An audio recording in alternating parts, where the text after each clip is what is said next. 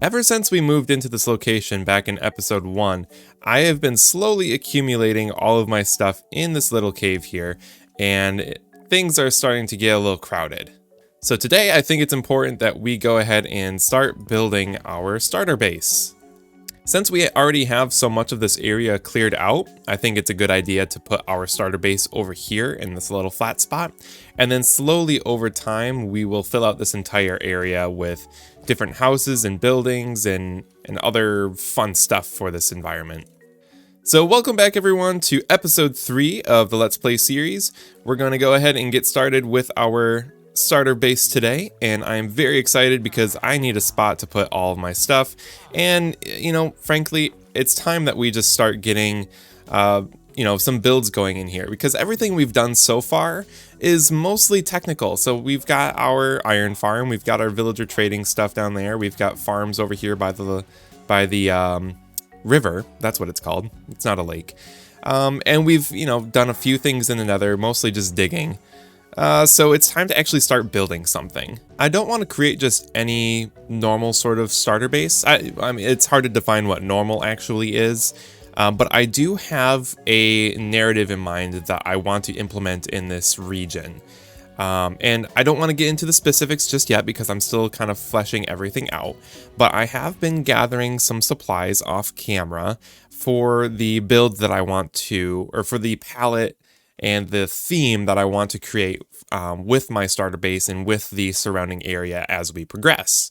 Here are some of the blocks that I will be using in this build, and you'll notice that some of it has a bit of a darker theme to it. So we've got like cobbled deep slate, we've got copper, we have iron bars, even some basalt and just regular deep slate, plus we have some blue colored things. So we've got warped stuff from the nether, we've got copper, we have deep slate, lapis lazuli, and blue the soul lanterns, the blue variant.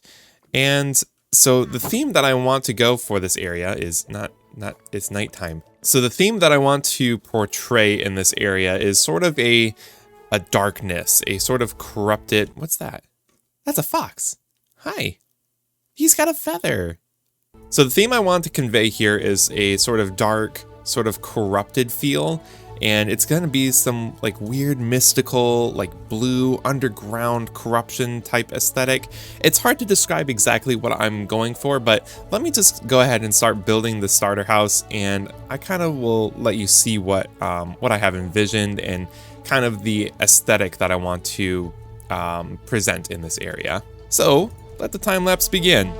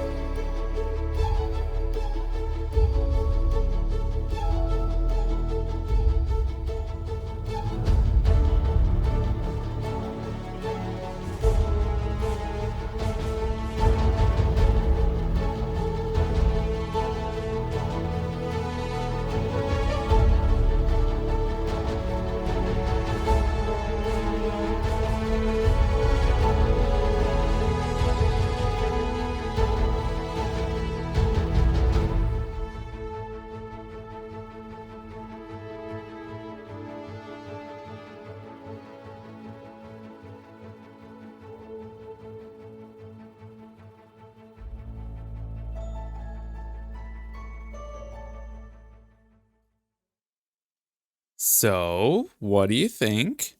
I think it turned out pretty good. Let me go ahead and break down what it is that I have here. So as you can see, the bottom half here is mostly cobbled deep slate. with some regular deep slate thrown in to kind of texture it. And then up on this upper half, we have tuff and andesite. And then we've got our copper roof, which looks pretty good. However, something that I've been learning a lot about recently is texturing your builds and how to do that. So I think what I'm going to do is in this area here, I'm going to do some little texturing in the roof so that's not looking so bland. And I've been watching a lot of Grian and BOO, and they're really, really good at all of this. So I'm going to draw a lot of inspiration from them and some of their builds. It's getting nighttime, so let's take a sleep. So I'll take care of all of that next. But first, let me show you what I've done around back. So we've got a bit of a leafy, mossy growth creeping up to the roof, since this side of the house doesn't get much attention, right? And over on this side, I wanted to add more dimension to the house. So instead of detailing the wall, I created this outdoor workspace sort of area.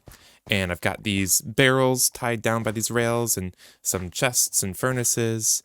And I think this is going to be more like bulk storage for stone or other blocks of that nature. So, but I'll work that all out later. So the outside is mostly completed. Again, I wanna clean this up here, but as I mentioned before the time lapse, there was a sort of dark underground blue corruption that I was talking about. And something that I want to highlight is this deep slate lapis lazuli. And so if I stick this in every, not every, but in a couple of places throughout the build, it's going to help kind of accentuate that theme. There's this like blue weird thing kind of taking over everything in this area. And you'll see like this door, it's kind of like sunken into the ground and it's got some weird growth going through it. And so I really want that to be a prominent feature of this area. Speaking of this door, this is going to be the basement. But the interior is not completed quite yet, so we still have some work to do there. Same for, all of this. So it's not just a pretty facade. I mean, it is now, but this will be our house, and I will finish the inside. I'm not there yet.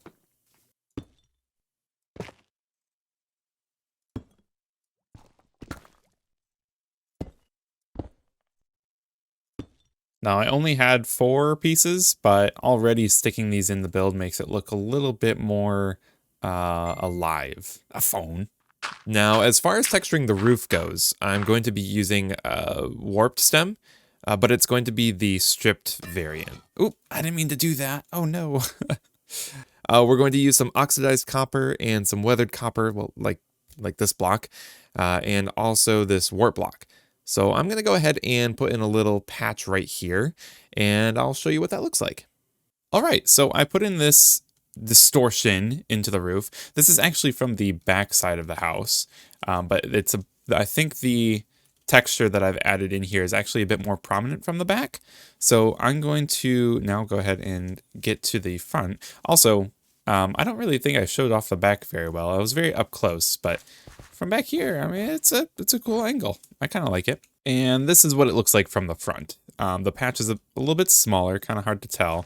I think I might make a change here. Well, no, actually, I think it's pretty good how it is. That's got a weather back. The only thing is I don't have any honey or honeycomb, whatever it's. I don't have the wax, so that this is going to stay that color. So I'm going to have to start a bee farm pretty soon so that I can actually get those to stay just like that. But as far as the outside of our house goes, we're pretty much done. And I'm really liking how this turned out. So now it's just time to focus on the interior. So this space. And then we'll have to move in everything from down here into up here. Okay, it is another day in real life. And you might be wondering, why do you only have 1 level of XP and nothing in your inventory? Well, I mean, a few things. Okay. I've been a little bit busy. If you remember last episode, we were working on creating the best tools and armor and getting full netherite. Now we have 8 ingots, 8 netherite ingots to apply to whatever tools and armor that we have, but we didn't quite have a complete set. So I've been doing a little bit off camera here, and I have quite a few things ready to go now. So this is some really awesome armor. Feel free to pause and take a look at what I've got here. The these boots are pretty dope. And then these are the picks that I've been using and shovel, and I made a new axe here too, because this one has mending and it also has sharpness 5 rather than the sharpness 3 I think my old axe did. So I'm going to go ahead and turn all of these into netherite, and then we should be able to mark both of these as complete.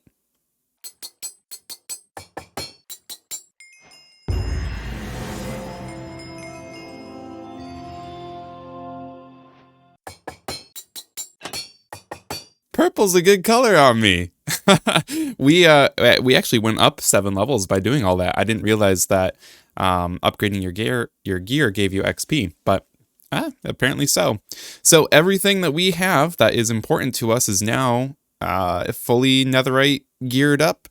I'd still have yet to like enchant a shield or shears or make a better bow, for instance, but honestly, for everything that we have right now, this is fine. I'm not fighting a whole lot. I'm mostly just using my tools, so I'm excited. Okay, so I was just reviewing the footage for this episode, and it is not the smithing table that gives the XP. It is completing the challenge here, Cover Me in Debris. That's what gave me the 7 levels, just in case anyone was wondering. Well, now I think it is safe to say that this and this are both done. Now that we are all geared up and ready to go, I think it's about time we finish the interior to this place. So let's get going.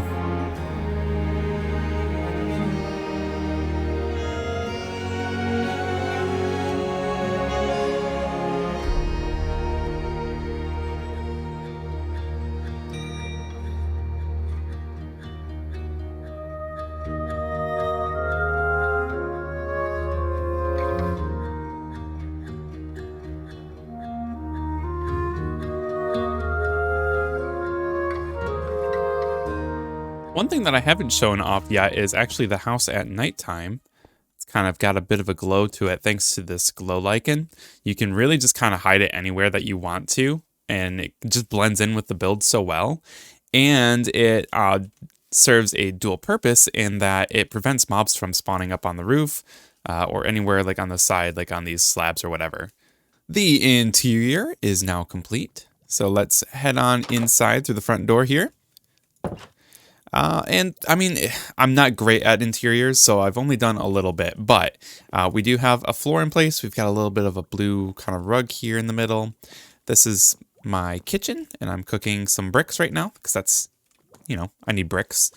I've got some overhead storage for some blocks and whatnot. Maybe food I'll put in here. That seems reasonable. And then over this way is my bedroom. So I've got more storage and decoration and my bed in here. And then if we head on upstairs, you'll see we've got a couple of more shelves here. And then eventually I'm going to place an armor stand here and put some extra armor on it. I think that will look pretty nice there. And then up here, this is actually my main storage. So I'm going to have all my bits and bobs in here. Plus I have a barrel right here, kind of tucked away underneath the stairs. And it's still empty here and up on the next level, which I'll show in a second. Plus this isn't really all that flushed out, but it's a good start for me. Now up here I have the balcony, which you've seen from the outside before, but now there's actual like a way to get up here. And then I built this open like it is, like I could put another iron bar here, but I left it open so that once I have a pair of elytra, I'll be able to just fly on in here if I need to. And then moving up, we have the attic, which is pretty empty, but I just have a couple of lanterns hanging up to keep it all nice and bright in here, at least bright enough so that mobs don't spawn. So probably I'll put more bulk storage up here as we collect more and everything, or I might just do something completely different. I'm not entirely sure yet, but I do have at least the foundation in place, and I've got the main level all set up ready for me to go. Well, now that the house is done, I think it's about time we mark that one off. And now there's only one one thing left to do, and that's at least in this top row here, and that's create a path from the river to the starter base. And I've laid out a couple of blocks here, just a little bit of netherrack that kind of shows the path I want to take from the river up through the mainland, and it's going to diverge this way.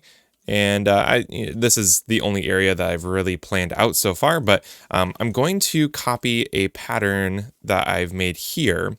However, if we bring some of my blocks down into my bar, I want to put in some of this brain coral in a couple of these places. So if I stick those in, those are going to turn gray because there's no water here. Yep, there it goes in that one. And I think that adds just a little bit more of a stony kind of texture to this. Plus it gives it a slightly different color mixed in, and I think that really helps the build. So I'm going to sprinkle that in the path and kind of copy this sort of palette all throughout here, down to the river, and then eventually we'll do like a bridge and we'll get to decorate all this other stuff, and yeah, I think it'll look really nice. So I'm going to go ahead and get started on that.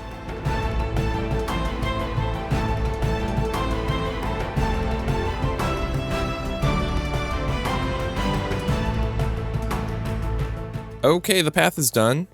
It started raining, so that's unfortunate, but the path is done.